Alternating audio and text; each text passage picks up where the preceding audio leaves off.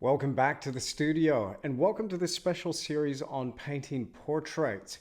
And thank you for answering the call out when I asked you to upload some of your portraiture. It was fantastic to see everybody's paintings there, and thank you so much for sharing those with me and allowing me the opportunity to critique some of that work. And it gave me this idea, and this is what I want to talk to you here in this, what's going to turn into a bit of a series of videos. So I'm pretty excited about that.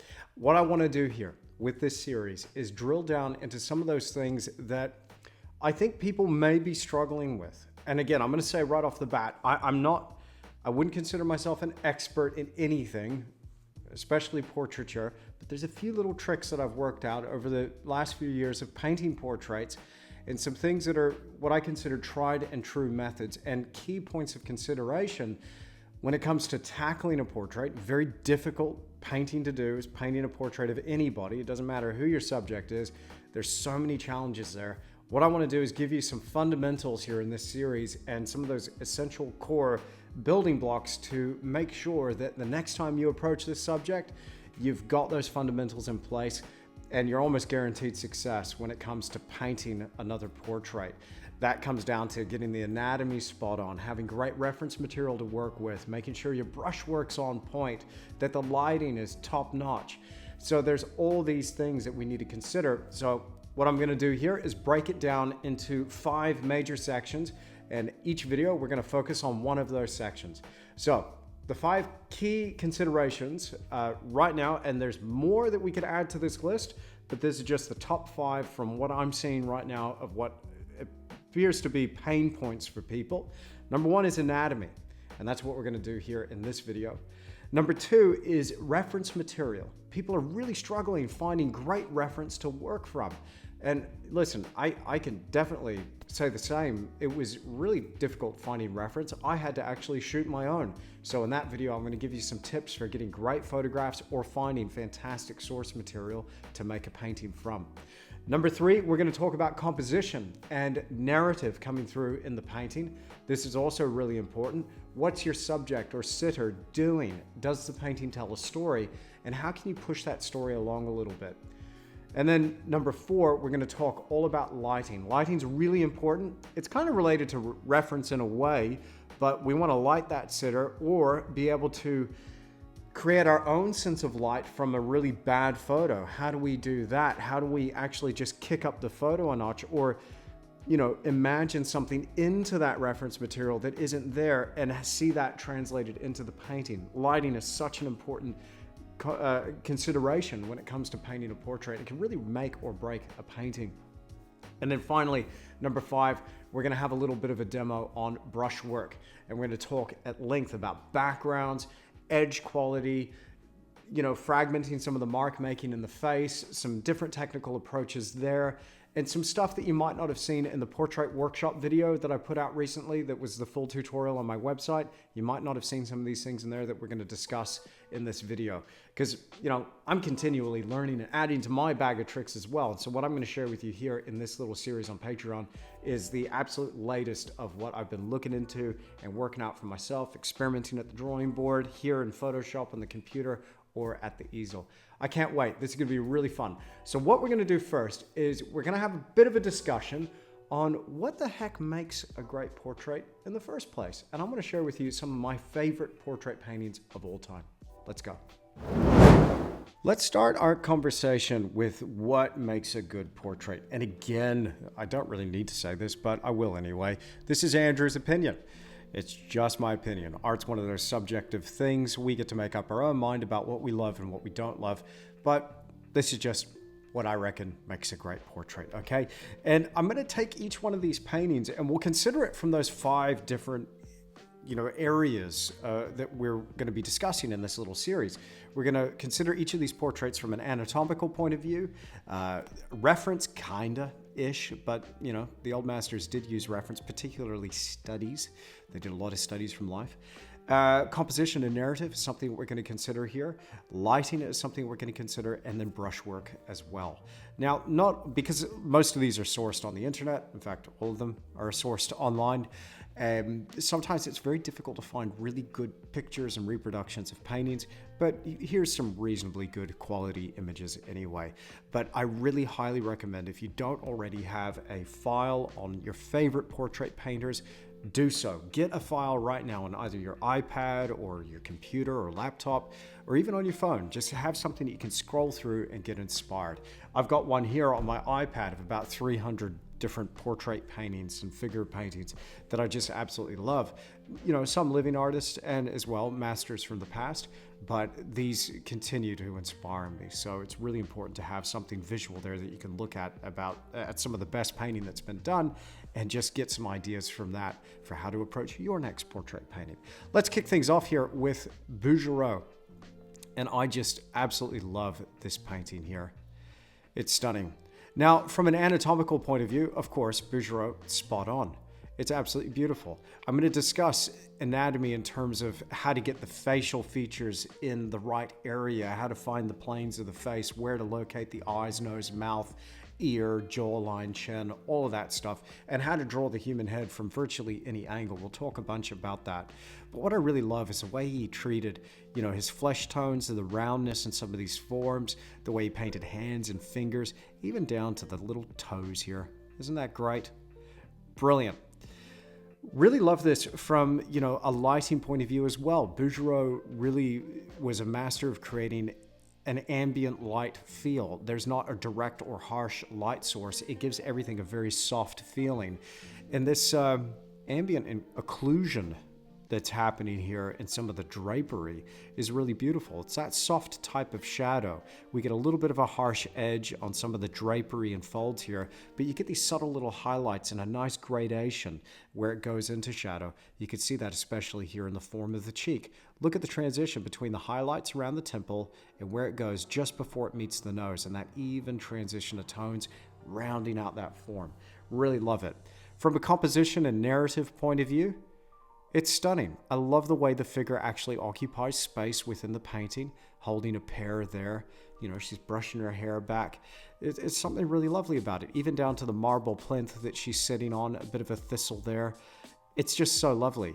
Now, we don't really get much of a sense of a story here per se, but we definitely have a girl within a particular context in the landscape here in this case.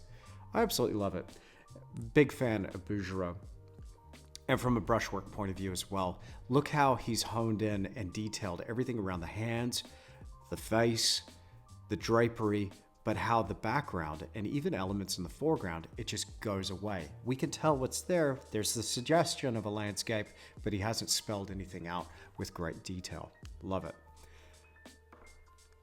Now, from a completely different point of view, here's another phenomenal portrait painter, in my opinion. This is Nikolai Fechin. So, Russian-born, from Taos, though. He painted in Taos, New Mexico. And he has had a studio there. He's got a little gallery there now that you can go and visit, attached to his old studio. Beautiful space. But I just love his portrait painting from a different point of view. Look at the chunkiness of this brushwork. I'll zoom in here to the fabric and the shirt. This guy's not mucking around. That's like 3 or 4 brush strokes there. Oh, 1, 2, 3, 4, 5. And he's got the drapery down for that. The necklace, just not mucking around. But when you zoom out, doesn't that look uncannily realistic in a way? I love it. And similarly, look at the facial features and the painterly quality of some of these flesh tones in the face. Absolutely beautiful. The hair, again.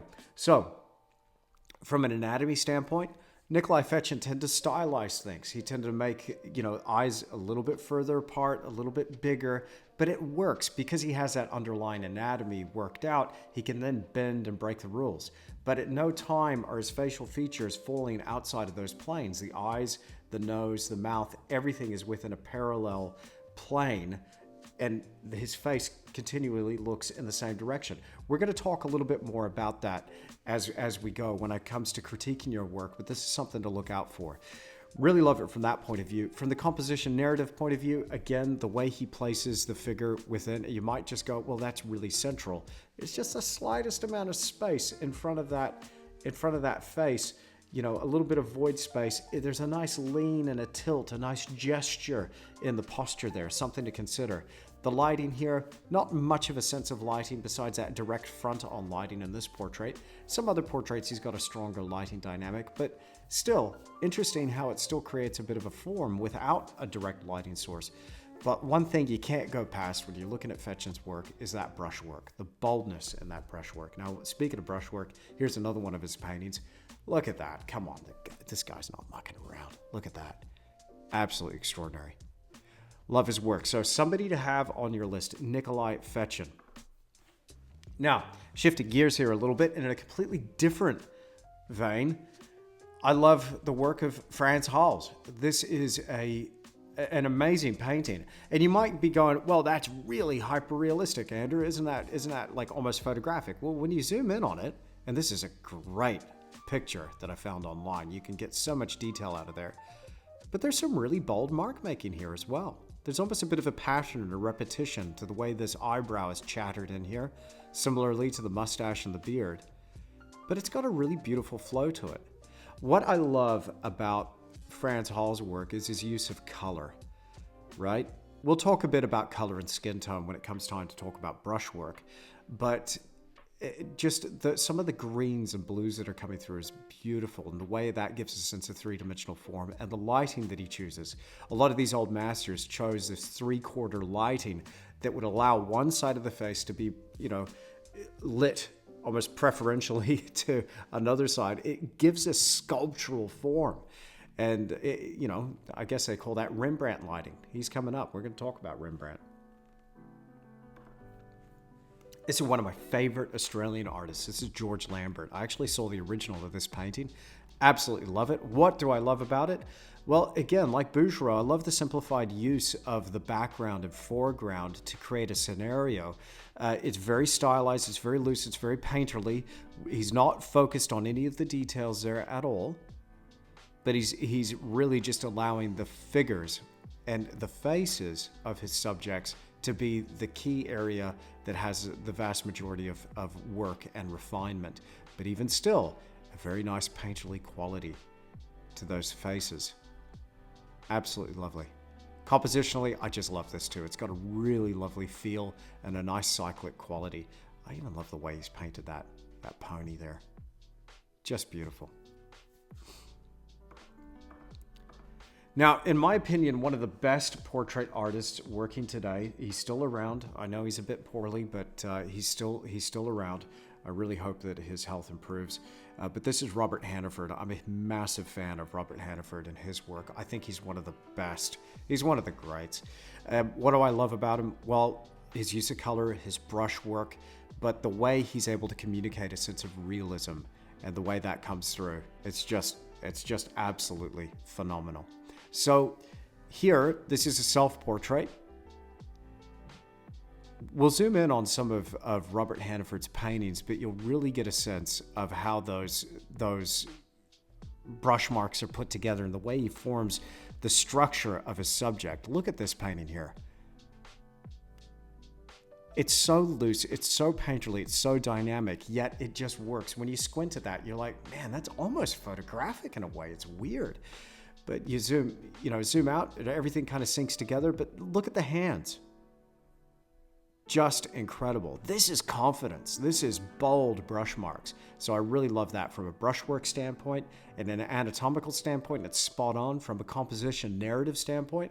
Some of his paintings have got a wonderful feel when it comes to composition and narrative. Here, yes, the figure is very central, but the narrative is almost implied by the way our figure is dressed up. She's sitting there almost anticipating, a big day or a dance or something. I don't know. I'm not sure the backstory of this painting, but you do feel a sense of presence there and a bit of a sense of story based on what she's wearing, the way this is lit, the jewelry, the hair, the makeup, everything. That's a beautiful painting.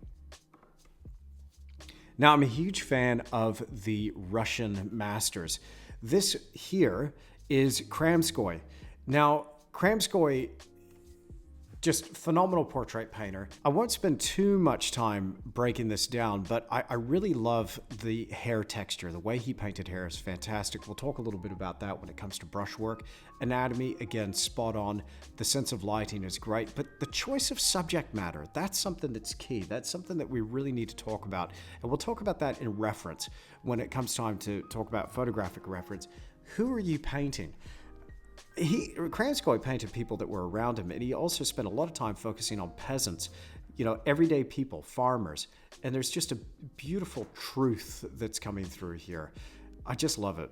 Not the most glamorous subject ever, but it's just so beautiful. It's so lovely the way he's painted this. Here's one of my favorite paintings by Kramskoi, and this is actually a painting of Ivan Ivanovich Shishkin. So two greats here in one. We got fantastic portrait painter painting one of the best landscape painters of all time. I saw the original of this painting, and it was haunting the way those eyes followed me around the gallery as I was walking around looking at these, and I was just like, that is one of the best paintings I've ever seen. It's just phenomenal. Really well done. Unfortunately, not a great reproduction, but this, I kid you not, this was one of the most lifelike portrait paintings I had ever seen when I saw it in the flesh. It's just not coming through in the face here, but absolutely beautiful. So from an anatomical standpoint, amazing, great subject for a painting, great pose. You almost feel like you get a real sense of Ivan Shishkin's personality. He's got a little bit of a cheekiness, a sense of humor to him, a little bit of a, there's a kindness and a gentleness that seems to come through, even though this guy's like a real badass Russian landscape painter. There's something about him. I reckon we'd have a great time having a beer and a chat about landscape painting. From a lighting standpoint, again, not a strong sense of lighting, but that just an ambient, soft lighting, preferential to one side. So we get some highlights on one side, some shadows on another, rounding out a three-dimensional form. Really, really important. We can't get much of a sense of brushwork in this painting, but let's just say it's very fine, really nice. So kind of very different to our Shishkin. It's up to you what approach you want to take with your portraits. I like both. So you might try one technique in one painting, try another technique in another. Here's another George Lambert painting. I love this. There's a portrait that we're going to be critiquing.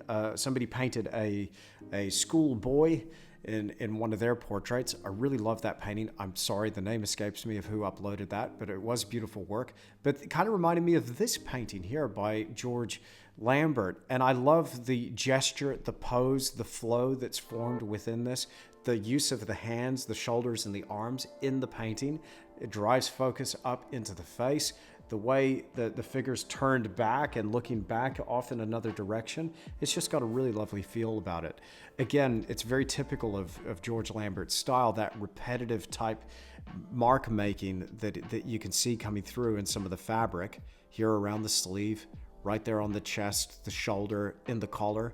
Now, it might be just the type of shirt he's wearing, but I can see a bit of that pattern repetition in areas like up here in the hair. There's 1, 2, 3, 4, 5 little dashes of the brush, similarly here on the temple.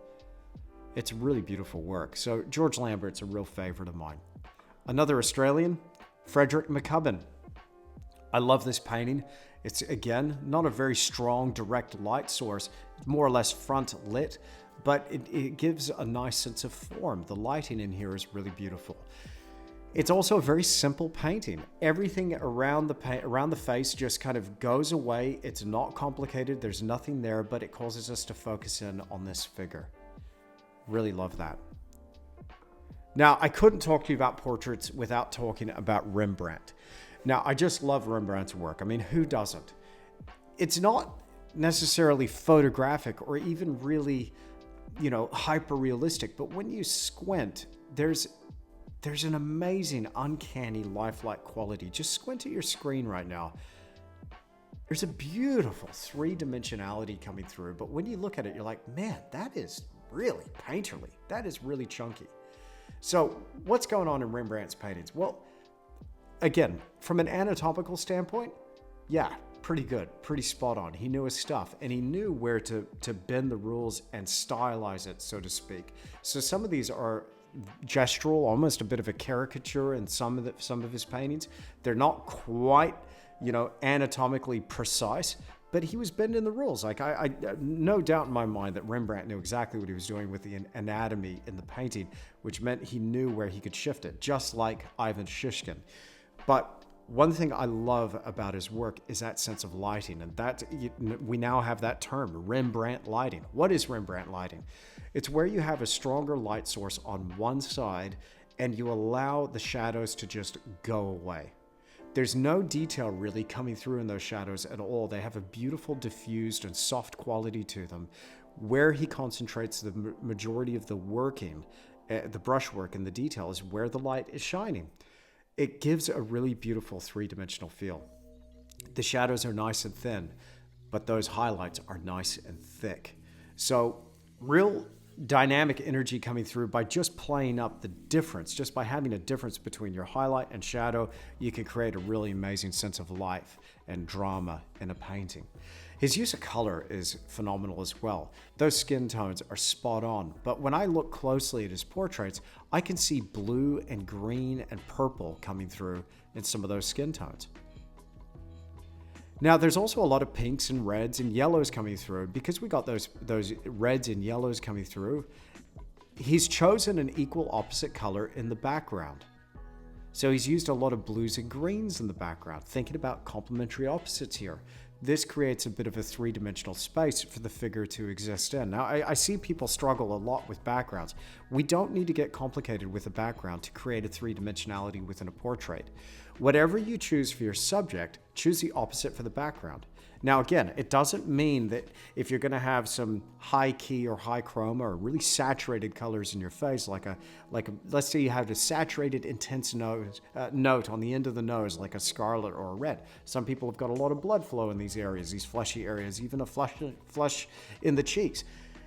If you're going to have something, it doesn't mean that you go to your highest key in the background. Like if you've got a saturated red, it doesn't mean you have a saturated green. Notice here, the saturation in the face, he balances it out with a diffused or a toned down or muted color in the background. So he allows the keys and the chroma in the face to be a little bit more intense and the background to be a little bit more muted, softened down, diffused. That is what creates the separation in space within a portrait. It's exactly the same principle when it comes to painting a landscape. So it's something important to consider. Classic example of Rembrandt lighting. Won't spend too much time talking about this, but just had to put it in here. It's a rubbish reproduction of the painting, but it was about the best quality I could find at the time. But anyway, what I love about this is that little triangle of light. Rembrandt did this over and over again. See that little triangle of light there on the cheek? I love that. So again, something to consider. You get a portrait, you get your subject to look at you 3/4 on, get a preferential light source, shine it down from that one angle, and allow those shadows to just go away. Really lovely stuff. Again, here, we've got another Russian master. This is Ilya Repin, and I'm probably not pronouncing that quite right. Now, Ilya Repin is an absolute phenomenal painter. And again, like Kramskoy, choosing mainly everyday subjects, they made the best paintings. I mean, look at the state of mind in our subject here. Just a beautiful quality coming through the face. Love that. Love the sense of flow, the composition. And I like how he's leaning into the painting almost up against that left-hand edge with the space behind. That creates a certain drama and a tension within this piece. So when it comes time to compose, create a narrative, something so simple that you don't consider at first can really make the painting and just make it come alive and give us a real sense. Here, it's almost a sense of desperation. I absolutely love this painting. Again, another Repin painting. I really love this too. There's almost a space up here in the top left-hand corner where we could have a thought bubble. What's this guy thinking about? Beautiful work. Now, of course, couldn't talk to you about portraits without talking about Norman Rockwell. Rockwell is incredible. He's got a very flat graphic style. The line quality in his portraits is amazing, But I like the kind of in terms of brushwork, the graphic flat quality, the way two edges or two zones come up next to each other, and you get that really warm line. It's almost, I mix it with a combination of burnt umber and permanent crimson or quinacridone crimson. See that little color coming through there? It's almost like a dark brick red. Here it's a little bit brighter there towards the edges. That reacts so nicely with some of the blues and greens coming through in the portrait. And look at his use of color. We're going to talk about color when it comes time to talk about brushwork, but we'll be discussing all these things. They all kind of blend into one. But again, let's go back and consider our 5 main points. In terms of reference, we're talking mainly about his choice of subject matter. Rockwell being an illustrator, a lot of his work being featured on the cover of like the Saturday Evening Post. He was driven by what the executives wanted to see, but he had stacks of references where he could actually start composing and do a markup of what that painting was going to look like based on an amalgamation of all kinds of different sources. But in terms of subject matter, he could just create a story, a narrative, just from a gesture, a pose, a look. So this is something that's really cool when it comes to me thinking about how I could push my portraits a little bit further. I haven't really done much of this. I really do want to do it more and create a little bit more of an emotive quality, a little sense of anticipation or excitement or intrigue or something, or even drama, within a portrait. It all comes through in that facial expression. Really love it from that point of view. Very flat lighting, but still the brushwork and the color gives us that sense of three-dimensionality. And this is somebody definitely to have on your radar. If he's not already, start making a file of this artist, definitely. And another Rockwell painting. I absolutely love this. Look at him nursing that bottle. Really stunning. Yeah, again, sense of narrative and composition. Beautiful stuff. Now, here's another Australian artist that I really love, and I love his choice of subject matter, of course, but also his use of fabric drapery within a portrait, and the way he was very selective, Tom Roberts here, the way he was selective about how he focused in on the subject, on the face. So, lovely painting. And of course, I couldn't talk to you about portraits without talking about Velázquez. Is that not the most handsome man you've ever seen? I think this might be a Habsburg. I'm pretty sure that's a Habsburg. Brilliant. What I really love about Velázquez is the way he rendered forms and the way they looked so three-dimensional, but also just how painterly they actually are. Look at the drapery and the fabric. It feels like, I don't think look, I'm just going to say, I don't think he had a very good time painting that face. I think he had a better time painting the dog. Look at the working in that dog. Isn't that beautiful? Look at the fur. Such presence, such dignity. Absolutely love it. I love this portrait. I love the softness of the edges, the rendering, three-dimensionality. Again, it's that kind of Rembrandt lighting, but choosing one light source and allowing that form to be revealed through the use of that light source.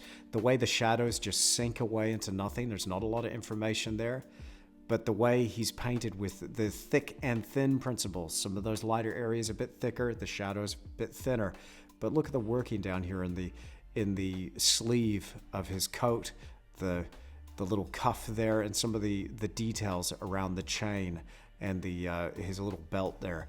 Phenomenal painting. Absolutely love it. And this is one of my favorite portraits by Velázquez, one of my favorite portraits of all time. In terms of background, I keep looking at this painting. It's not complicated at all. The background just goes away. There's a very subtle use of color, a very cool blue coming through, which allows the warmth and those skin tones to really sing. And look at the working of the face here. That ain't complicated at all, but it just works. It's like, look at this, just this mark right there on the eyelid. Okay? The confidence, the boldness of that brushwork, the way these eyes, it's just, when you look at it very close, they just go away, but you come back and he's totally alive. Now, this could do one of two things looking at a painting like this. It could depress you or it could inspire you. Hopefully it inspires you. This is an example of when it works and it's the best of all time. This is what's possible. I hold this up here as one of the best portrait paintings ever. So I look at it, I'm like, how? What does this encourage me to do? What is my big takeaway here? Okay, well, in talking about tone and color, look at his use of tones. He holds everything back, preserving the brightest tone. You hear me talk about that all the time in my paintings, whether it's a landscape or a portrait, is preserving your brightest bright. In order for the glint or the sheen to show off the bottom lip, the tip of the nose, the eyeballs, the brow ridge, the little depression there where the nasal bridge comes out, in order for those highlights to register, everything has got to be muted around it. And then when you lay down that brighter tone, bam, it just lifts that area out. You've got three-dimensionality. I love everything about this portrait. Absolutely everything. The composition. Okay, look at it from a compositional standpoint. The subject's over to one side. There's a little bit of space in front of the figure. He's got space to move into. Everything about it. Just love it. Anyway, last piece. One of my favorite portrait painters just generally, is Andrew Wyeth. So this is moving in a different direction to Velázquez, where we had something loose, now we have something really tight and really detailed. You know, you might have heard this before. I've heard it before with my work. It's like, well, why don't you just take a photo and be done with it? This is why you don't just take a photo and be done with it. Now, this is from Andrew Wyeth's Helga series, and this is where he was painting somebody in secret, and the work was discovered. I think it was discovered after he passed away, or maybe he's still alive, but at the time, nobody knew that he was doing these paintings of this one particular person. And I think they're some of the most exceptional, beautiful, most sensitively done portraits ever. What do I love about this? Well, the technique. Now, granted, Wyeth here is using egg tempera. This isn't oil paint, this is tempera. But I love that quality in the fabric, the texture that's coming through, the hair, and then even down to the facial, the structure, the anatomy's on point, but you get a sense of what her skin is like. Almost you could reach out and touch it. You could feel the texture, each individual fold around the eyes, the wrinkles, the flush of heat, that blood flow that's coming through in their upper eyelid and lower eyelid, the lips. You could just, there's such a presence here that, in my opinion, goes above and beyond what any photograph could capture. And I absolutely love this painting.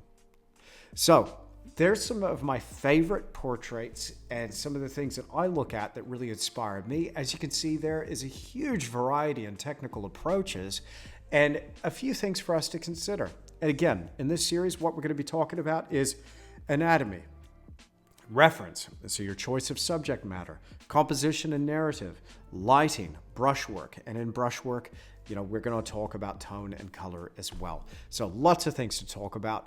Let's kick things off with a discussion now on anatomy and drawing the head from any angle. Here we go. What I want to share with you now is a system to be able to draw the human head from virtually any angle. Now, this is a bit of a combination of two different methods, one by Andrew Loomis and another one by Bern Hogarth, and you would have seen this, of course, in my big portrait workshop. So I talk about this. There's a little section in there before we get into any of those demos, but I'll share it with you again here. And what I'm hoping this system will do for you is help you anchor where the eyes, nose, and mouth go within the plane of the face, and then get that to all look in the same direction all at once. This is just a way to anchor our main features. Now, see if you can follow along with me, but what we're going to do is we're going to start off with the most simple shape that is pretty much the basis of any human head, and that is a circle. Not bad on the top of that circle, but again, I'm drawing freehand here on the Wacom tablet. I know that there's an easier way to do it, but I don't know what that shortcut is. Give me just a single layer and the stylist, and I'll do okay. I can't draw like a simple geometric shape on here to save myself. That's pretty good. So once we got basically a circle, we need to actually figure out and make a decision. Now, this will be based on either your reference material or the pose of your sitter, but we need to figure out, where is our subject looking? Are they looking up Are they looking down? Are they slightly to the left or to the right? Let's work that out. And let's say, just for the sake of this little demonstration, that we're going to have our sitter looking off to the left, so they're looking to their right. And more or less, we'll just keep it relatively simple for now, more or less their head is level. They're not looking down, they're not looking up, they're more or less looking level. So what I'm going to do then is I'm going to, from the top of our circle, I'm going to begin to scribe an arc here and define the center of that face, almost as if it's a line of longitude that goes around a globe from the North Pole to the South Pole. That's a line of longitude there, somewhere around the 3/4 mark. So if you're not familiar when I'm saying 3/4, it's not looking at you straight on, it's not looking side on, it's somewhere halfway between the two. Okay? So if you're having trouble drawing that sort of arc, just try and split the difference between looking straight at the ball straight on versus side on. It's somewhere between the two, and it's just a little bit more of a gentle curve, not quite as pronounced as that one towards the outer edge of our shape. Okay? So we more or less now have a sphere. Now, just so I don't get too carried away here, I'm just going to clean it up a little bit. There we go. We clean up that inside line too. Now we've got, instead of a circle, it's now starting to become a bit of a sphere. The next thing we want to do is we want to find where generally is the face looking. Slightly up, slightly down, so we've already made a decision. 3/4, pretty much level. I tend to just go about halfway, maybe slightly above, and just make a very gentle curve to that line for a neutral type pose. So just, you could see ever so slightly the halfway point, or the equator on our globe here, is slightly elevated, a little bit of a gentle curve upwards. Okay? Now, this is where the fun begins. Right here, on our sphere now, defined with these two lines, the intersection where that vertical line of longitude meets the equator, that intersection is right here where the nasal bridge enters the brow ridge. And this defines now the eyebrow of our face. So what I'm going to do is drop a line pretty much straight down, a slight curve, a slight kickback, sort of inwards, just ever so slightly. Now again, everybody's face is different, but this is just a generic face here.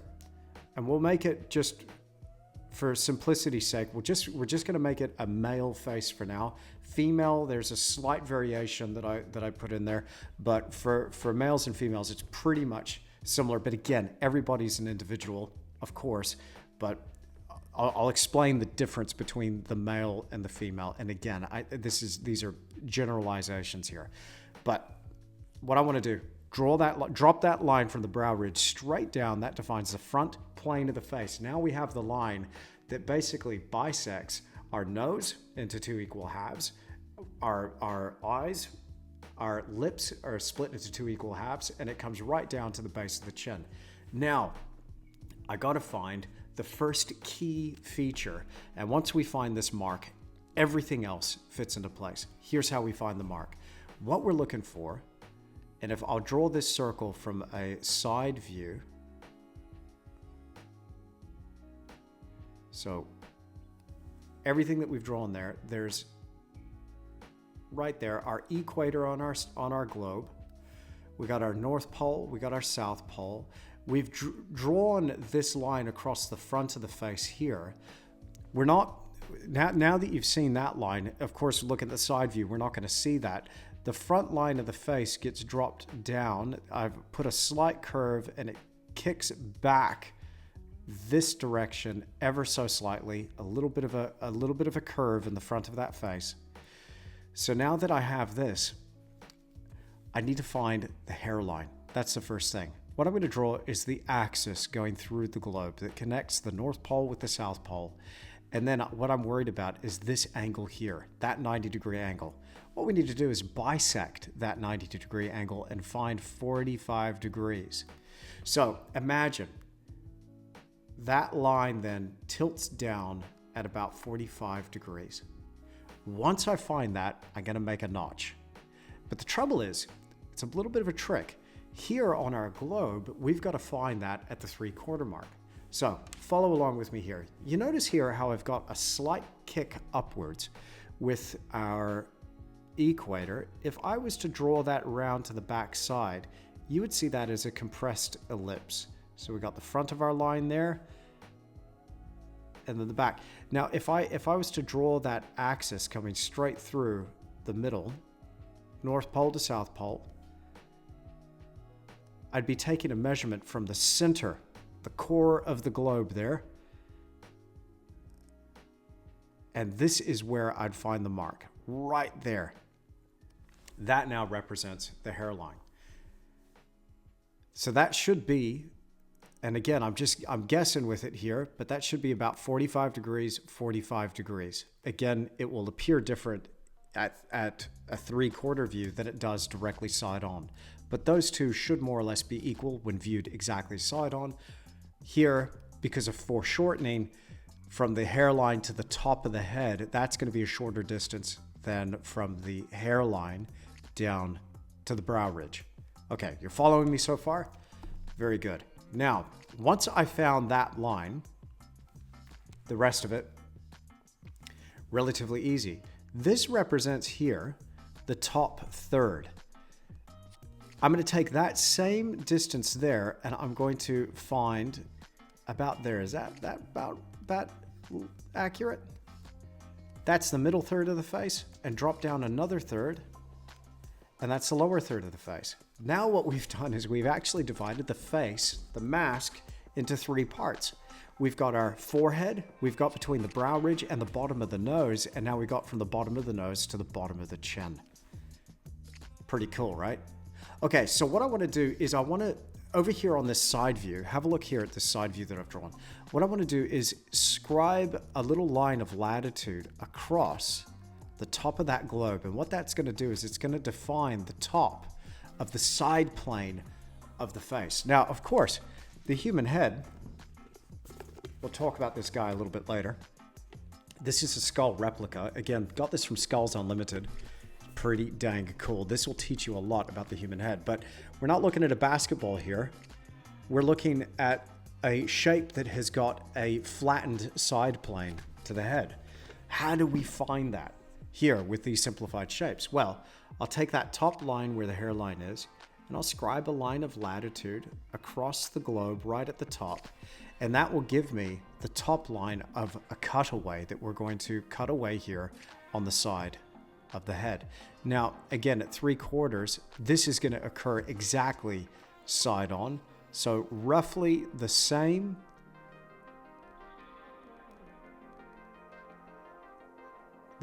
angle that the front median line of the face is, that's going to be the other perpendicular to that, or at 90 degrees to that. That's going to be where this line that divides up the face side on. So again, looking side on here, we just draw that line straight down. I want to cut that side plane off exactly perpendicular to the front plane of the face. So that's the top of our mark there. And I'm literally going to take a knife, and I'm going to slice off the side of this head here. And this will basically flatten out the shape from a ball to now we've got something that when viewed from the front will look a little bit like this, with nice vertical sides to it. So whereas it would have been a ball before, we've cut away these areas. And I found the top of that area, and I scribed an arc, and it's equal on the lower portion as it is on the upper portion. So I'm literally cutting away a shape that looks about like that. Now, of course, it should be a circle, but that's roughly the shape that I'm cutting away. Okay, let's clean up this drawing a little bit. Are you with me so far? I hope so. I love this. This is so much fun. Okay, what I'll do is just to clean up this drawing, I'm going to just remove some of these construction lines. And of course, now that we've redefined the shape, I'm going to cut away the back of our globe because now we found a new line. Okay. Check this out. Next, what I'm going to do, I'm going to leave the face there, but I'm going to just draw a line vertically on that side cutaway. Just straight up and down. And then that front brow ridge of the face, I'm going to, at the same angle, again, slightly lifted on our brow ridge, I'm going to draw a line. And so I'm going to divide that side plane of the face into quarters. Now we're getting somewhere. Now we've actually got something that we can base the rest of the head off. Now, as you can see, and I'll show you that we can draw this from any angle. Once we have this down, and I would drill this over and over and over again if I was you. This really is so beneficial for any portrait painting. And you'll see me just make these marks really quickly with a brush. Once you've got the system, you've got it down. So to define the side plane or the outside profile of the face, what I'm going to do is just basically scribe a very simple sloping line, a little bit of a curve at the bottom of the line as it enters that chin, just dropping it straight down from the brow. We're not going to leave it there, but this is basically the parameters of the outside, the perimeter of the face. And over here, a nice gentle sweep that comes and actually plugs in right there to the corner of that side plane. You can see exactly where this is going now, right? Once I'm there, now I've actually got a shape that is quite reminiscent of that skull, albeit a very simplified shape, but now we can start to build the rest of it. So here on the side plane, take this lower quarter. We'll zoom in a little bit there. If you take that lower quarter, this portion right here, this is where we're actually going to locate the ear. The top of the ear, and watch on your photographic reference, or look in the mirror. Look at your loved one sitting next to you or whoever. Just get them to look straight ahead at you and notice that generally the tops of the ears line up with the eyebrows. So here on that brow ridge, this is where I can locate the ear, and that plugs in to the bottom corner, just there in that lower quadrant. Now, we need to find where our eyes, where our mouth, and the rest of these features are going to go. Now, I take this central portion right here, this middle third, and I divide this up into thirds. Okay, so along the median line of the face, I want to find 1/3, 1/3, 1/3. Now, if I'm gonna draw a female, that's how I would divide it up into thirds. The eyes will be, I generally make them slightly larger, but they occur somewhere in that third. If it's a male, to get that kind of a little bit more of a more masculine kind of look, heavier set eyes a little bit. Again, it depends on who you're painting, right? So take these generalizations with a grain of salt. What I'm going to do is I'm going to take that middle third and I'm going to divide it into quarters. Now, you'll have to weigh this up with your individual subject, but generally that's the way I approach it. So, especially if I was just going to invent a character or make somebody up, it would be at the quarter mark. So there'd be about halfway. That'd be about the top quarter. So along that top 3/4 line, that's where the eyes are going to go. And when I say the eyes are going to go there, that's the line that connects up the outside corners of the eyes with the inside corners of the eyes. Now again, remember that's where the bottom of the nose is going to go. So where's our mouth going to go? Well, I take that bottom third and I divide it up again into thirds. And generally speaking, the top third mark is where I place the mouth, but you'll have to look at the individual. One thing that I found though, you'll remember back to our talk on composition, this is something that I found with a lot of portraits. If you want to get a little bit fancy with it, try 5/8 or golden ratio. 1:1.618. So a little bit below the third mark. That's a really good place to put our mouth. Okay. So for this demo, I'm going to choose the top golden ratio mark. So that would represent 1 right there is to 1.618. Okay? You're with me so far. Excellent. Again, go back, watch this video, pause this, sketch this out in your sketchbook, have a go with this, lots of fun.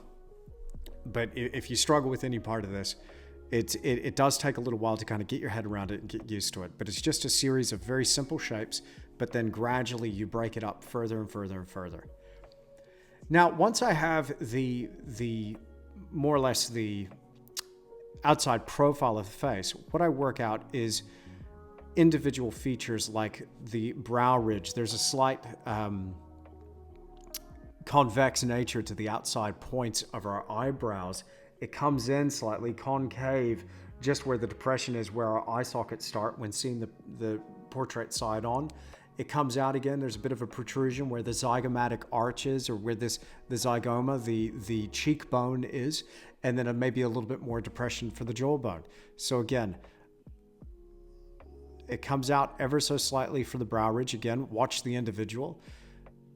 This will help us define the top of the head. Now, it doesn't have to be exactly a sphere. At this point, you might choose to just change something about that, carve a little bit away, add a little bit on.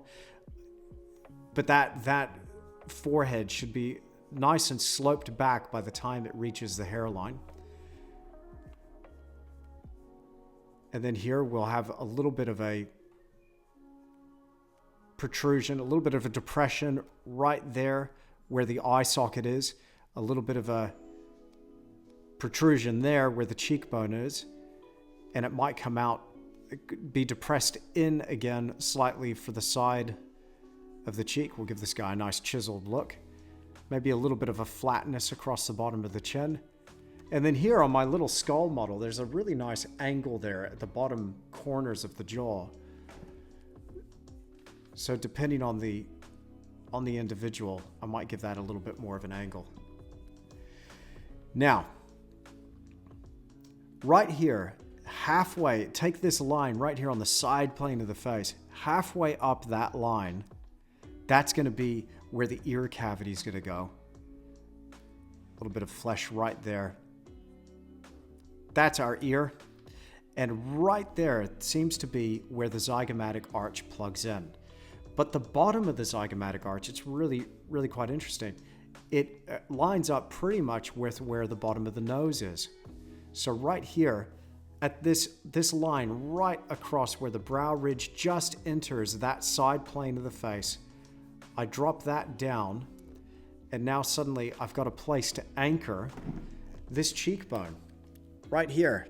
Just the corner. Find the corners of your cheekbones right there at the front of your face, and that's the anchor point that I'm going to find. It sweeps up into the ear, and it seems to rest right there along that line, along the bottom of the nose. But it does lift up slightly as it goes in towards the face. So that is a bit of an explanation there as to where that protrusion occurs right there at the side of the cheekbone. And this separates now the side of the face where our mandible is, our lower jaw, and the front of the face where the mask occurs. So from here, I basically draw a line from the corner of the chin up to that line, and that basically separates the side plane from the front plane.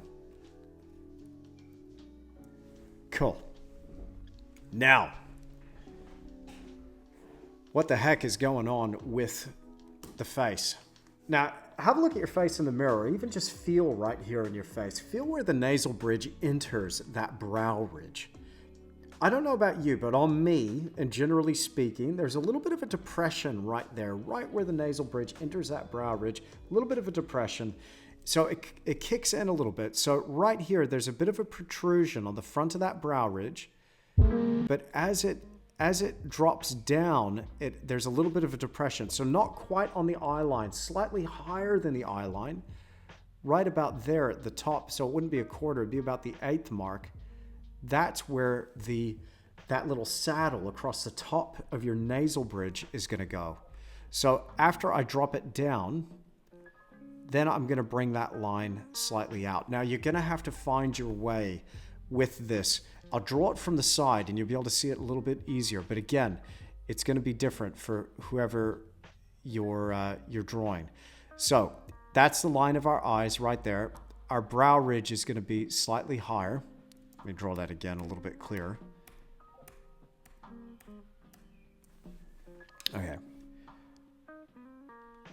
So our brow ridge is going to protrude ever so slightly. It's going to come back in for where the nasal bridge is, and then it's going to come out. So again, protrusion, depression, and then protrusion, obviously for the nose. Most people's noses come out from their face. Now, you'll notice here, we'll talk about skulls at some point, but you'll notice here, there is no nose on there. You just see the start of the nasal bridge, and then what's not on there is the cartilage that's obviously makes up part of our nose. But we see the cavity where the nose actually attaches. So on a skull, it kicks back again here, but this is where the cartilage would take over and where we would actually see somebody's nose sitting on their face. Okay? What I want to do for the purposes of this demonstration is just identify where does the nose start and roughly where it would come to. And I'm just interested in the line across the front of the face that would divide up this as a feature. Now, sometimes I'll just draw a circle on the front of the nose. I'll plug the nose back in right there where the septum enters just the top lip. I'll plug that back in along the front of the face. But I'll draw a bit of a three-dimensional form here.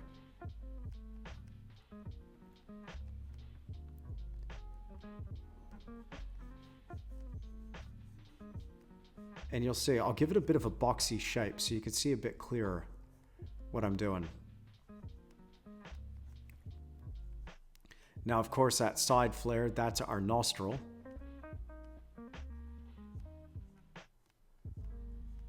And we can give it all sorts of character. We can subdue it. We can push it back in. We can flare it out.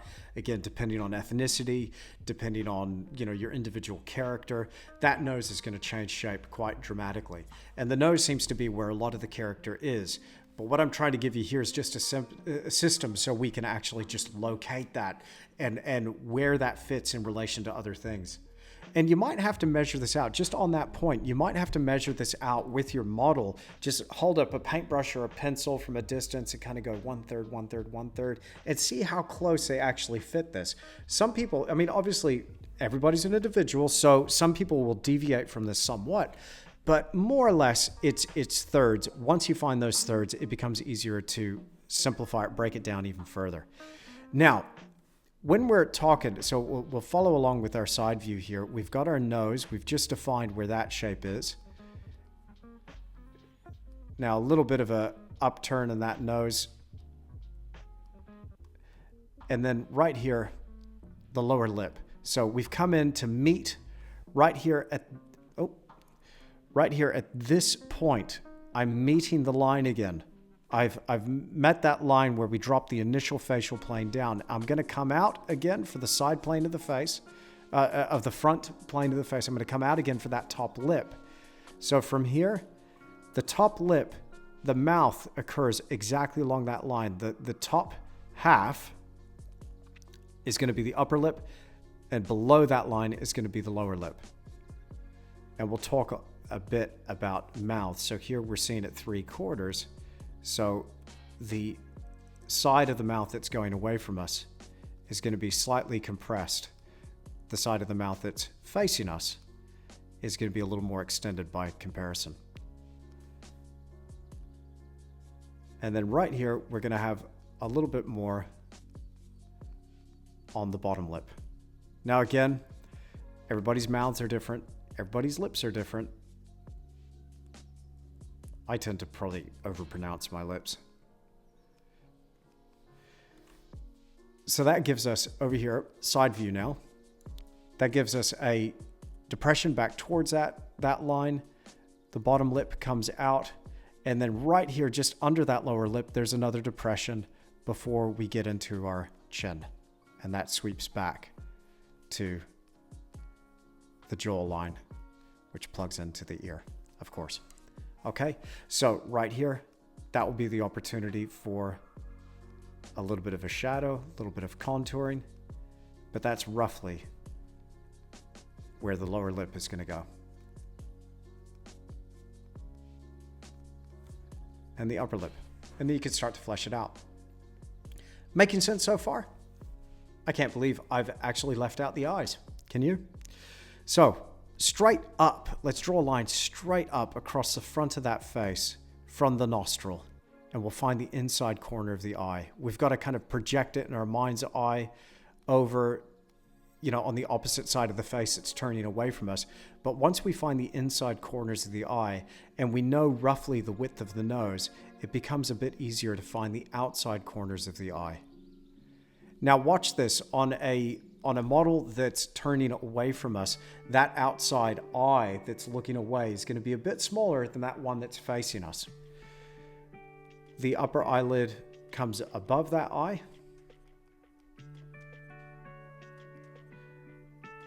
The lower eyelid drops below.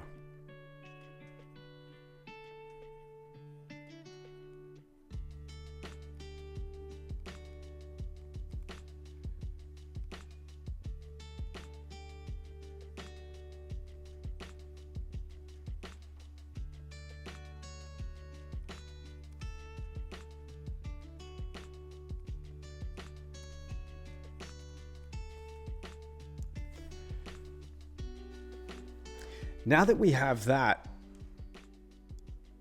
can we redraw that again from multiple angles?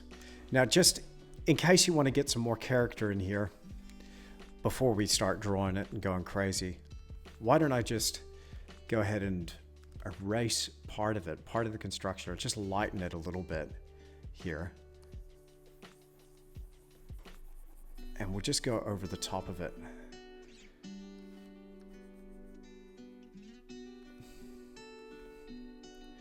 With some darker lines. How about that?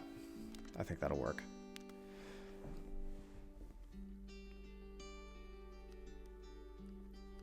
Perfect.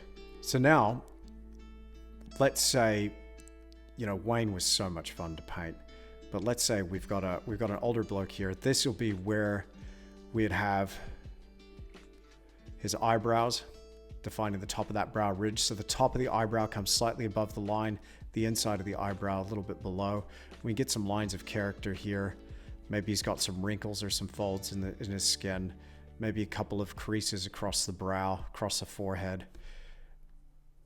Here we could get a bit more character with the eye, maybe a little bit more of a deep recess in the above that eyelid, a little bit more of a sunken eye look for an older gentleman. His iris, of course.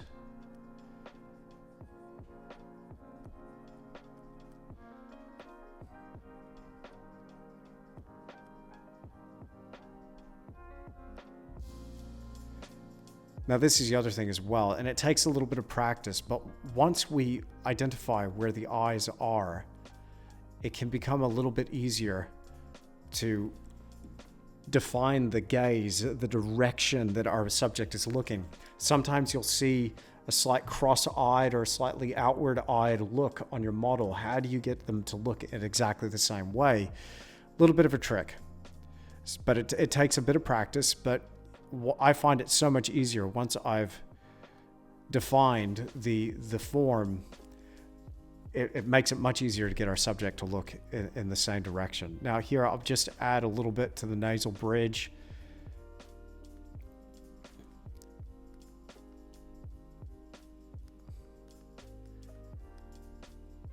The septum, the outside flare of the nostril.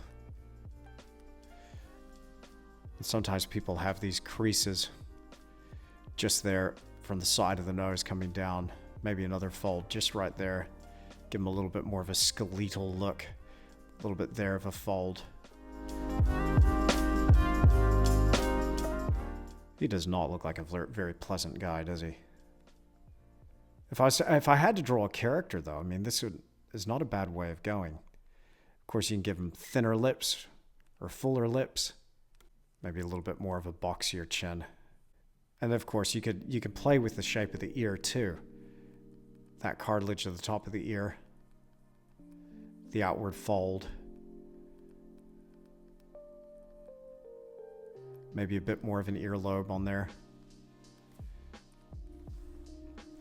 And then it's just a matter of where you want to place the hair, of course, dependent entirely on your sitter.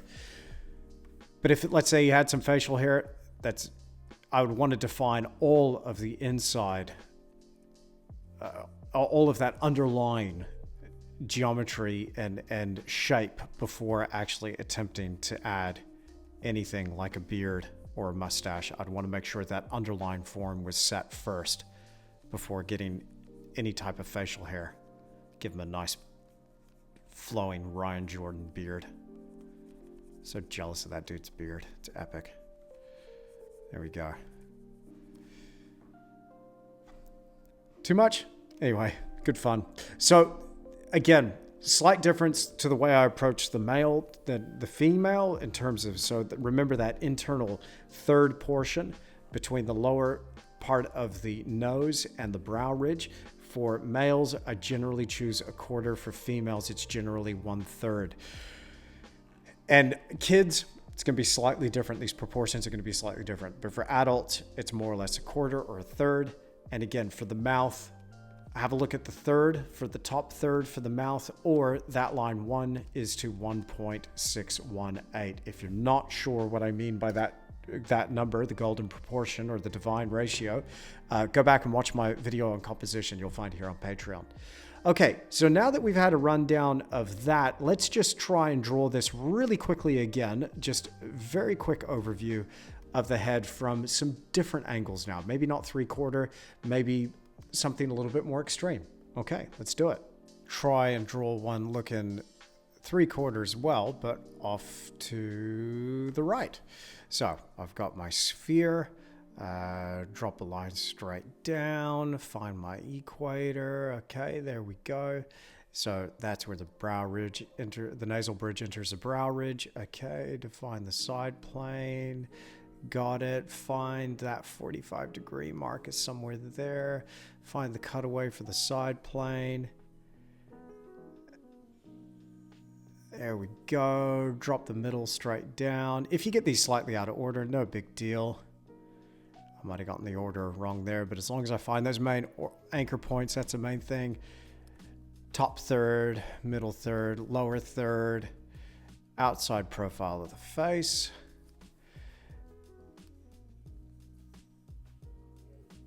Divide up the side plane, anchor point for the jaw. There we go. Outside ear. That's where they fit. Right there at that point.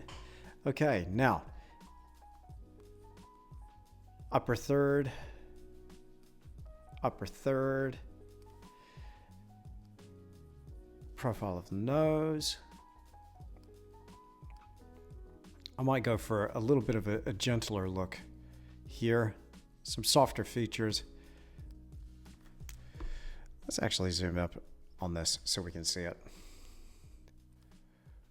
Once we find those key features, it becomes a little bit easier to find where everything else in the portrait's going. It's just a really good way to find that head shape really quickly. There's one looking 3/4 over to the right. Can we have one looking, let's do one looking down maybe.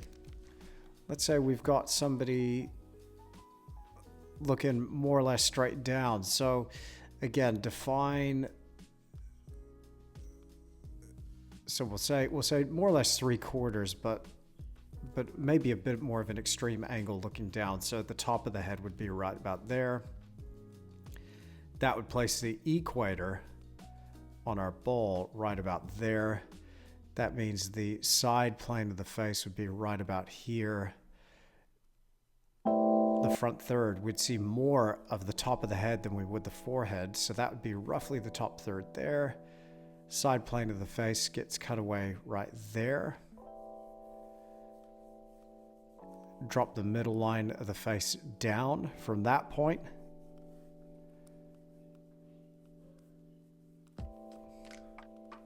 That means that the brow ridge is there. The nose, a little bit harder to find those bits. Brow ridge there, nose, bottom of the chin might be slightly away from us. But then looking at the remember, because we got a depression where the nasal bridge enters the brow ridge, and the nose is going to stick out like a bit of a three-dimensional shape on front of that. Eyebrow ridge with a bit of a curve to it. Cheekbones.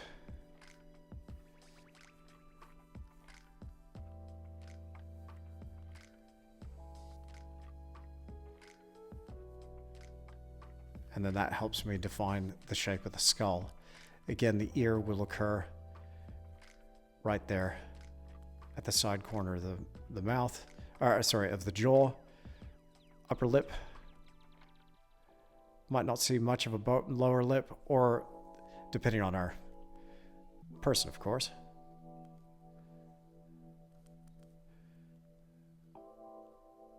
And then looking down at the upper eyelid. So this person's looking straight down. Cool. Super quick way of doing it, but again, this is just how I find these anchor points really, really quick. Now we're looking down to the right. Let's see if we can have somebody look up, down to the left. Let's have them look up to the right. So in this kind of direction. So where's our equator going to be? Here, looking up this way. Okay, so side plane of the face, right there. Hairline, we probably wouldn't see that third mark there, but that'd give us that top third. Drop that line straight down.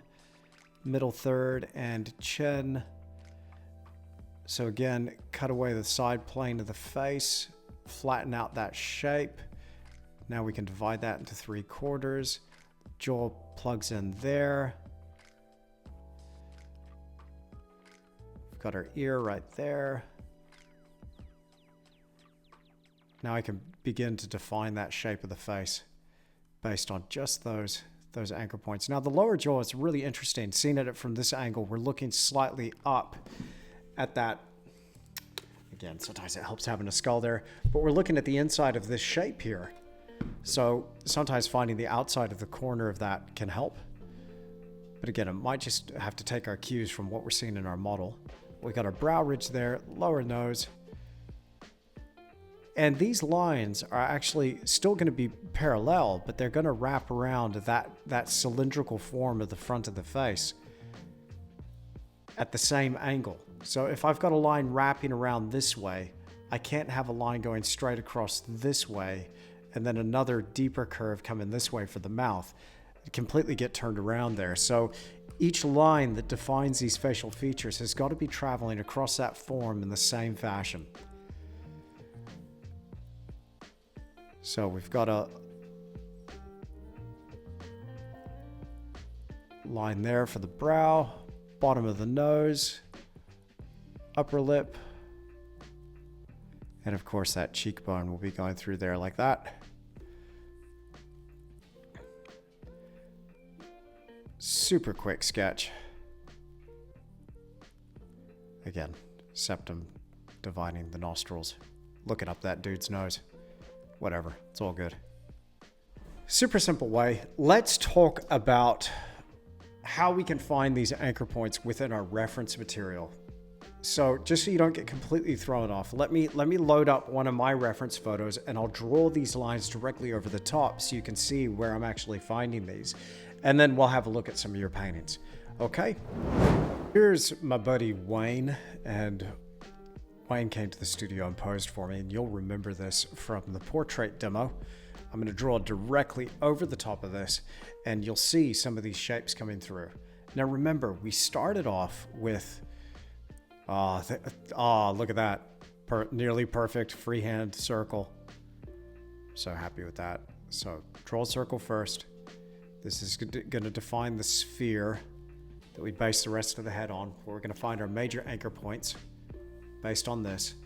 Then we've decided, okay, he's looking 3/4 over to the right, so we'll drop that median line straight down here. That's our line of longitude that's going to divide the face evenly in two. And then we've got our brow ridge right there. Now check this out. Slight elevation in the brow ridge. Again, look how the brow ridge connects up to the top of the ear. Okay, we've got the anchor point more or less of where the nasal bridge enters the brow ridge. That's just the first anchor point right there. Now again, the nasal bridge enters the brow ridge down here, not there, but first I need to find that anchor point before I can find that exact shape. Okay, so now let's define the side plane of the face. We draw out here, scribing an arc down just like the front of the face. Now, it's difficult here on Wayne to find where the hairline is because he hasn't got hair. So where do we find that? Again, I'm still going to find that 45-degree mark along the internal dimension. So here we've got our north pole of the globe. We've got our south pole of the globe. Probably north pole's about there. South pole's there. And about the 45-degree mark would be somewhere around there, I'd say. And I'll draw that across on the globe. So we got a little line of latitude across there. Let's call that our Arctic circle, our hairline circle across the top. And that defines the top of the ellipse, the cutaway for the side plane of the head. Again, it's going to be an equal curve on the top portion as it is the lower portion.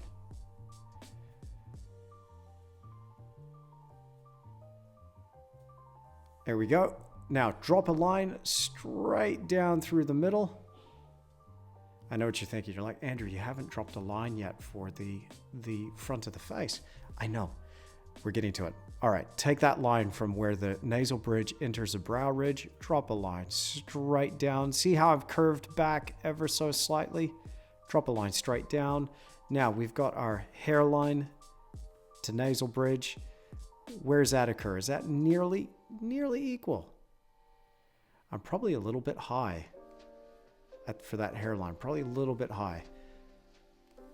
If I did a better job drawing it, I'd probably lower it just a little bit. There we go.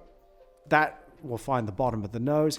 Now we can't see where his chin is, can we? Because of the beard, but I'd still find the internal structure and then build the beard around that. So we've got our top third, our middle third, our lower third to the face. Now, see here in this lower quadrant, that's where our ear is, more or less. This is where we can plug in his jaw. And I would guess that if we had to find his chin, it would be somewhere there, outside profile of the face. Now, where are his eyes located? Let's just play with this here. That's about the halfway point. That's about the 3/4 point. Look at that. Right there in that middle third. That's where the eyes are lining up along that top. Along the top quarter. Top quarter of mid third. Boom. Now, where's his mouth?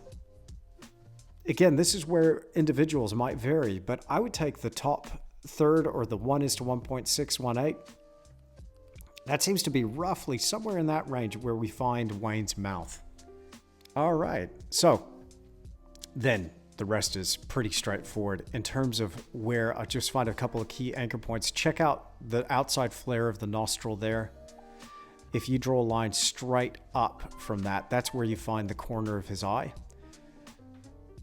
The other corner of his eye, it's obscured by the nasal bridge, but his eyes are going to be roughly one eye width apart. And that's pretty much where all those major anchor points occur on the face, and you can see that you can apply it directly there. Now notice here, again, with the overall shape of the skull, this is where you're going to have to be a bit sensitive to your individual sitter. Wayne's got a little bit of a point at the top of his cranium there, but I would carve away the front of that ball and just pay attention to the slope back nature of the forehead and that gentle curve before it reaches the top of the cranium. But you see the outside point of that brow ridge? Then cut it in where we have the zygomatic arch. He's got a really pronounced brow ridge and pronounced zygoma. And then it becomes relatively easy to find the rest of it. So if I add a layer here and just show you,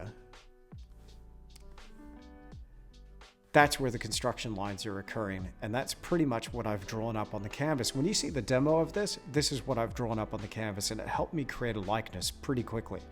Now, is the likeness exact whenever I draw this by hand? No, it's never exact.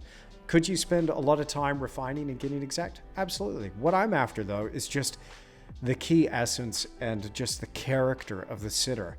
I don't mind if it's slightly off. Sometimes it will be more important than other times. Like for that portrait of Rachel, I wanted to get that as close as possible, so I might go through a bit of refinement.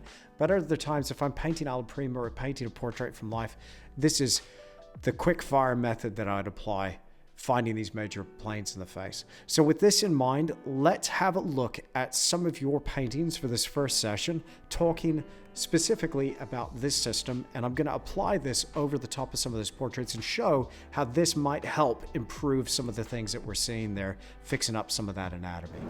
All right, here we have a drawing from Billy. A lot of great stuff going on here. Love it. Again, a little bit different here what we're going to focus on than the what's working, what's not working, and what if. We're just going to be talking specifically about anatomy, and think about this in regards to the system that we just talked about. First thing I'm going to do is I'm going to find that underlying sphere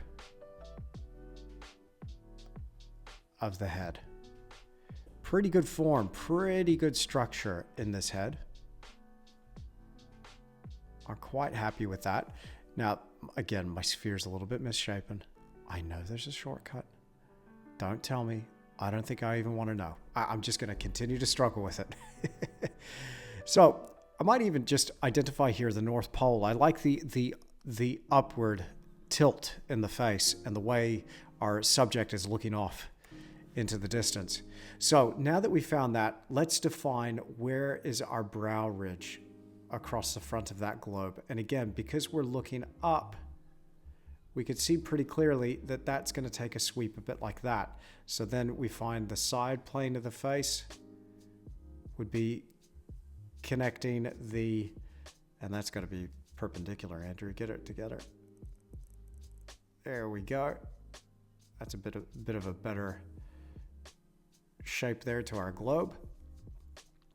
And then the front of the face, obviously the line that's going to divide all those facial features in front in two. Draw that straight down to the South Pole.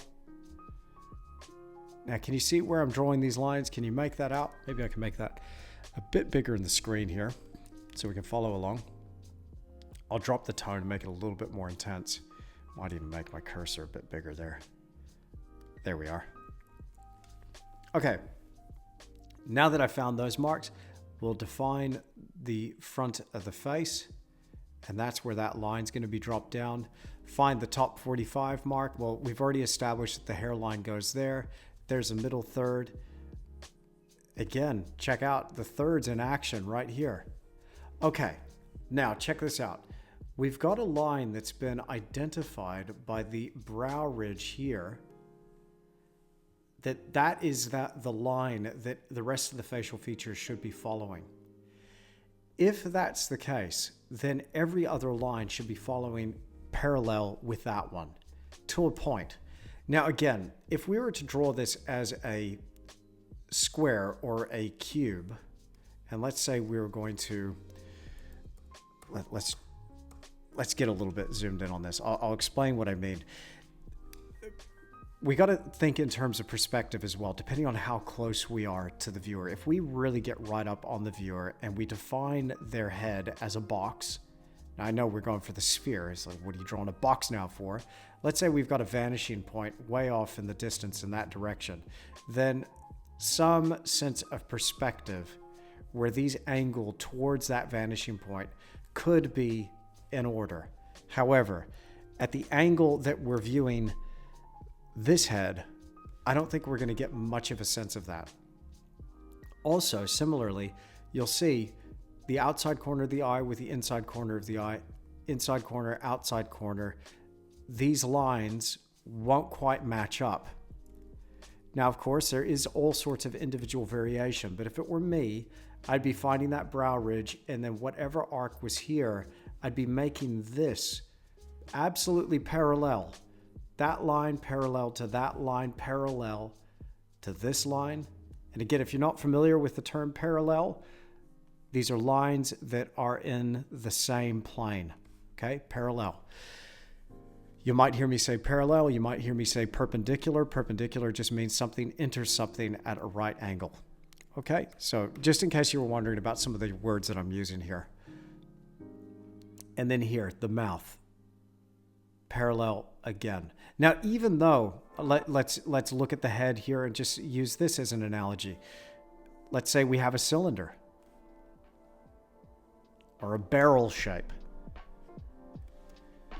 The lines that I'm drawing across the barrel are following the arc of the form. They're traveling in the same pattern as the top side of that barrel and the bottom edge of that barrel.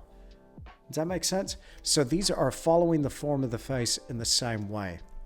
What I'm getting here is we're pretty close. It's just this eye feels to be dropped a little bit too far down for that to be happening. Or this eye might be raised a little bit too high up. So I'd want to kick everything into that space, and I think that will start to appear a little bit more accurate. Similarly, what tends to happen is as we draw things in 3/4, we take features like the mouth, right here, I'll just draw a line, and we start to move them over and pull them over to the side of the face that's facing us, which can appear to get things a little bit twisted or out off kilter. So that's just something, Billy, that I would keep an eye on, but pretty good portrait. I'm pretty happy with this. You know, the proportions are really great. So just something that I would look at a little bit closer. And to be fair, that side, that tilt of the brow, I could have done a much better job with that because I think it's actually going to be a little bit more extreme than I have it. But that's just one thing to watch. Now, again, when we're looking at that, you can hopefully see a little bit more of what I'm talking about here. Let's, in terms of parallel, the line of the mouth appears to be doing this, where the nose appears to be doing this, and the eyes appear to be doing that. So have a look at that and see if we can get them into that parallel fashion. But great sketch. Let's have a quick chat about the next one. And here we have a drawing by Marcus, beautiful drawing, and a fantastic bit of reference material here as well. Bit of a self-portrait. Again, let's see if we can identify some of these shapes that we're talking about. Here, I'll draw over the top of this with blue, and we'll see if we can find that sphere. See if we can find that sphere within the head. We've got our North Pole, obviously looking slightly downwards. We've got our midline of the head there, falling away to towards the South Pole. We've got our side plane of the globe right there. And then with that brow ridge right there across the front of the globe, that lines up with the top of our ear. Now, dropping straight down that plane of the face, now we can start to find where all these things are lining up. The hairline, relatively high here. That we'll find our top third, middle third, lower third. But here we are seeing it in perspective. So notice this. There's a little bit more forehead, a little bit less of that middle third, and less still of that. So we're getting this sense that we're seeing things diminish in space. Even still, great angle here. So what I would want to do is just identify those major zones first, and have a look at how this eye here lines up with that eye in the same parallel fashion, the way we were talking about Billy just now, and that mouth here. And have a look over here at the drawing over on the left. And notice the angle here in the mouth has got a slight tilt on it. Again, everything being parallel. Look at the tilt over here. Not quite as pronounced in that mouth. The eyes, not quite. But we can afford to go a little bit further, a little bit more extreme with our angles here that we're seeing in our reference material. It can be tricky though, when you're looking at a reference like this, it can be tricky to identify where exactly those things occur. So if you're a bit unsure, just follow that process again. Find the top of that ellipse on the side. Cut away the side portion of the face. Drop that line straight down. We'll find the quadrant where the ear goes. There it is, right there in that section. The jawline plugs into that. We can find the side portion of the face, and then again, divide it up further. Now again, applying it over here, we can start to see where we might be shifting or veering from a likeness. So here, everything across the front of the face does appear a little bit flat. What we want to do is, using that spheroid, find that natural curve that then comes back in this direction. And then watch the jaw here. This appears to be a little bit fuller, but if we pull that corner in, like what we're seeing in our reference material, that can help us find that anchor point by following a system like this. Marcus, great job, great drawing, but just a couple of tweaks there that I would recommend. Again, see if this works for you. Would love to hear your feedback on that, but good job, man. Good job. Now here we've got a painting by Sarah, a great portrait, and we also have the reference material.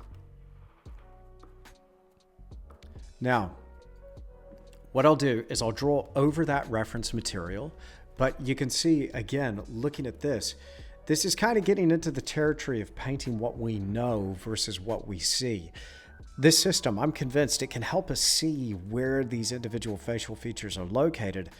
It can be tough when we're looking at the photographic reference going, what's going on there? What ends up happening is you treat each individual facial feature as an object individually without really working out what its relationship is with the next feature. Like, what is that right eye's relationship to the nose? What is the nose's relationship to the mouth? How does the mouth sit within that space that's defined by the bottom of the nose and the bottom of the chin, etc.? Okay, so why don't I first have a look at the photo reference. Let's load that into Photoshop, and let's just draw directly over the top of this reference. Now get a little bit pixelated, but that's not going to bother us too much. We'll find some of these shapes in here. What are we going to start with? Again, start with a sphere. Okay, first thing we're going to do is we're going to find our circle. Not bad. It's occurring a little bit outside the hairline. I know we're going to trim away on it. But more or less, once we found that, find the front plane of the face. That's going to be the line that decides what direction our sitter's looking at. We can afford to carry that on down, that line of latitude, roughly. I'm a little bit depressed there across the lower portion of that sphere, but that's okay. That's going to go away. Then we need to find our equator on that globe. That's going to connect up our brow ridge. A slight elevation in that too, so we're looking up at the globe. Okay, North Pole, South Pole. Find the side plane of the face, drop that straight down. Find 45 degrees. That will help us identify the hairline. Find the latitude, the top latitude, our Arctic circle on our globe. That'll help us define the side plane of the head.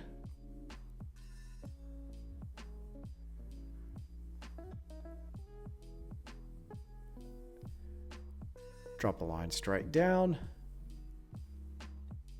Divide that into quarters. There we go. We're getting there. Drop that line straight down for the front of the face.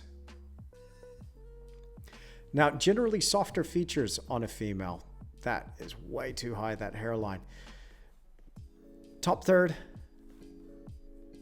middle third, lower third. How close to thirds does that get? Again, it depends on the individual, but we're pretty close here. Pretty close. That bottom of the nose to the bottom of the jaw, bottom of the chin, that is looking a little bit shorter than from the brow ridge to the bottom of the nose, but it's pretty equal with the hairline there as well. Somewhere in that portion, that if we could just pull her hair aside, I'm pretty sure that's exactly where we'd find the ear. But check out where the jawline is. Pretty much lines up with that quarter. We can find the outside sweep of the face right there. And now let's take our middle portion and let's have a look at where the eyes are going to go. Right across there at the top third. Just about. So thirds for females, particularly younger females. Quarters for guys, and particularly older guys. That just gives them a much more pronounced nasal bridge, deeper set eyes. And then here, take that portion right there, that lower third, divide it roughly into thirds. And here we've got, that's pretty much what we can see here with this model. Now, let's just have a look at what Sarah's done. And have a look at our proximity to the sitter. She must have been sitting pretty close to this young girl. Now, the reason I say that is, again, if we're going to treat this like a box, the face like a box sitting on a relatively flat plane, drawn in perspective, vanishing point on the horizon, the brow ridge would line up to that vanishing point, and the mouth would line up to the vanishing point. But these lines, whilst they're parallel, they're in deep space. So there's a slight amount of perspective here. Notice the flat nature of that mouth. There's a slight upturn in the nose and a slightly more pronounced upturn in the eyes. It's ever so slight, but we need to be sensitive to that because that will help this appear in deep space. It'll give us the impression that we're either sitting really close to our sitter or further back. When it comes time to shoot reference and talk about reference material with portraiture, I'll talk about this at length. What I tend to do, stand right back from my subject and zoom in and photograph them from a distance. Right, corner of the nostril, draw a line straight up. That'll help us find the corner of the eye. Same there. The eyes are actually an eye width apart. So we've got one eye width, slightly wider there, slightly less on that opposite eye, but check out the space between the two eyes. It would be the same as the width of the nose, but also they are one eye width apart. If we go back to this painting, we can see we might be getting a little bit close there. Not bad in terms of likeness. There's definitely that character coming through, but I'm convinced that this will help just get those features back into sync.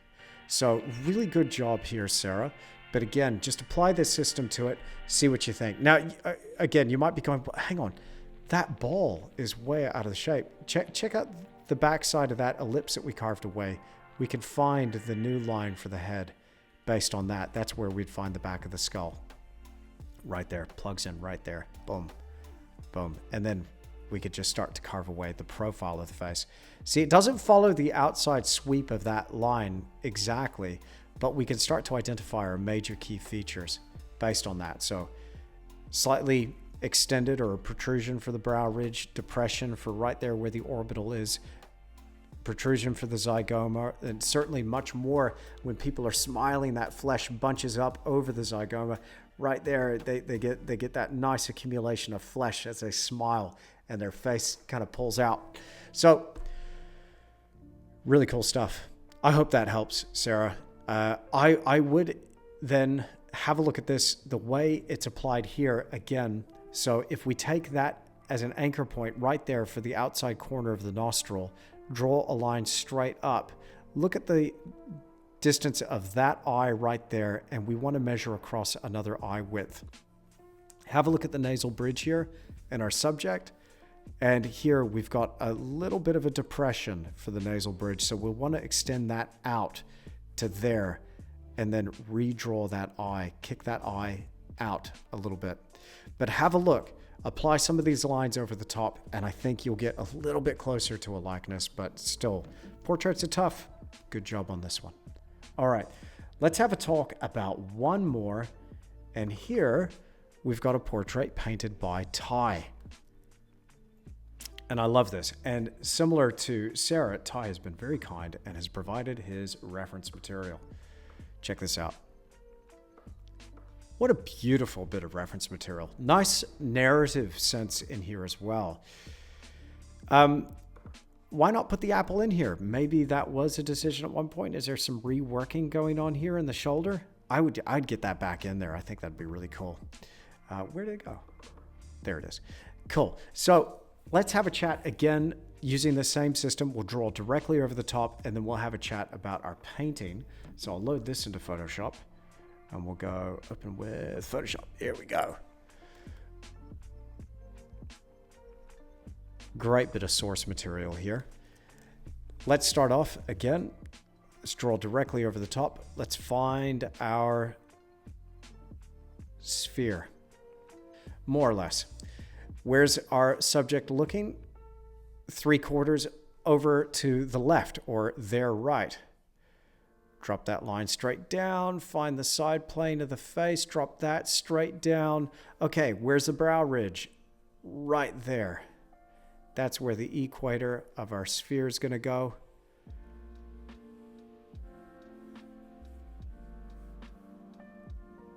Scroll that line across. I'm rubbish at even drawing circles. I know. You're probably thinking, what am I even doing here? Guy can't even draw a circle. Chill out. We'll get there. Practice makes perfect, don't you know? Drop that line straight down for the front of the face. We'll find our hairline somewhere along that 45-degree mark. So drop that hairline down right there. That will define our forehead. Check out where the nose occurs, 1/3. Check out where the chin occurs, nearly third. Beautiful facial features here. So we got 1/3, 1/3, 1/3, more or less. There's going to be some adjustments we might have to make. Once we find that, we can find the top notch for the side plane of the face. Cut that away. Drop that line straight down. We can locate our ear. Sure enough, that's where it is. Drop that side profile of the face down to meet the chin. Jaw plugs into that side corner. Right there at the bottom corner of that quadrant on the side plane of the face. Now, eye line. Check out that space right there, defined by the brow ridge and the bottom of the nose. I reckon that is pretty dang close to an equal third. So 1/3 of the middle third. Check out where the mouth is. I reckon similarly, that's the top third of the lower third is where we're going to find the mouth. Now here, draw a line straight up from the corner of the mouth. That's where we're going to find the corner of the eye, the inside corner of the eye. It's a little bit obscured there with the hair, but I reckon those eyes are going to be one eye width from one another. And the nose is going to be roughly one eye width wide. And that's where we can find those major anchor points. And we could sketch this up on the canvas pretty quickly, but also define where everything is occurring within the face. Now, there's one line that I want to make here, and this is a line that I talked about in my portraits workshop. If you take the top portion, check out this line that is the top portion of the side quadrant of the face, that cutaway. If I draw a line straight down here past the corner of the eye, that can really help define the front of the face. So it can help define this as the front shape, the mask of the face, and separate that from the side plane of the face. Why is that important? Well, it can really help when it comes time to paint our painting, because sometimes things can start to veer from their designated location or plane. What happens, especially if we're drawing things at 3/4, we have the tendency to pick up features like the nose here and move them again, move them to face the viewer a little bit more than the way they actually appear in our reference material or in the sitter in front of us. So again, what I'd encourage Ty to do here is go back, have a look, find that underlying spheroid, locate where that midline is, locate the brow ridge, locate the side quadrant, but then have a look right here as you drop that down, how far did that nose veer from there? But again, you want to anchor it right between the eyes. So let's say he's turned the head slightly more. Still, drop that down and see if that nose got pulled a little bit too far away from that median line. That can help anything that appears a little bit skewed within the face. But look, a great job here on this portrait. I would have a look at this again a bit closer in terms of this system. Again, I'm a big fan of this system. Credit where credit's due. You know, we stand on the shoulders of giants as far as I'm concerned. Andrew Loomis and Bern Hogarth were great. You know, a lot of people like the Riley method. That's a good thing to look into as well. I prefer this. I just find it's a really quick way of me getting a likeness very fast. And it's something that I could do now just freehand with a brush, just on the canvas. A little bit of easier time making nicer circles on the canvas than here on a tablet. But I think you get the point. Anyway, let me know in the comments down below if you found this helpful. There's a lot more that we have to talk about with portraiture, but I think we'll leave it there for this sitting, and we'll talk more in the next one. In the next little video that I want to bring your way in the coming weeks is going to be all about reference, and then we're going to talk about composition and narrative with portraiture, lighting, and then finally brushwork. But man, super fun. Okay, so if you're wanting to know how to get your portrait or painting submitted for a critique, the best way to go about it is to upload your work to the Tish Zone. You might have heard, you might be new here, or you might have heard of it before, but if you're not already part of that exclusive Facebook community, silly name, I know, it's a dumb name, but it's stuck. Go to the link that you see here on the screen. I will make sure I provide a link in the description down below on Patreon. If you're going to leave any comments on this video, please do that on the main Patreon page. That way we can get a bit of a discussion going there, not on YouTube. But of course, I provide this as an unlisted link through my YouTube channel. But go ahead and leave a comment down below. All right, join the Tish Zone. Make sure when you join that Tish Zone, you give me two things. Number one, give me your Patreon username or the email that you signed up to Patreon with. That way I can verify you. And number two, make sure that you click to agree to those group rules. If you can do those two things, awesome, you're in. It'd be a pleasure to see you there. If you don't, then I have to hit decline and you just have to try and submit it again. Because what I do is I actually verify you. I'm the guy that verifies you and checks to see if you're following me on Patreon before I let you into the Facebook group. Okay? It is what it is, but I appreciate it. Now, if I've accidentally declined you, if you're worried, you're like, well, I tried to sign up for that and you declined me. Sorry. Sometimes people can spell their email address wrong, or they get the name wrong. Or I've done this with a couple of people. I hit decline by accident. Oops. Really sorry about that. If that was you, just go ahead and send in another request to join that page. But again, make sure, click agree to the group rules. Give me your Patreon name. I'll verify you. I'll see you there. Okay, I'm going to get out of here, get back to painting. I hope this has been helpful for you and you've got a few new techniques out of it. This has been fun. I'm enjoying this new series. Let me know what you think. Anyway, I'll see you soon.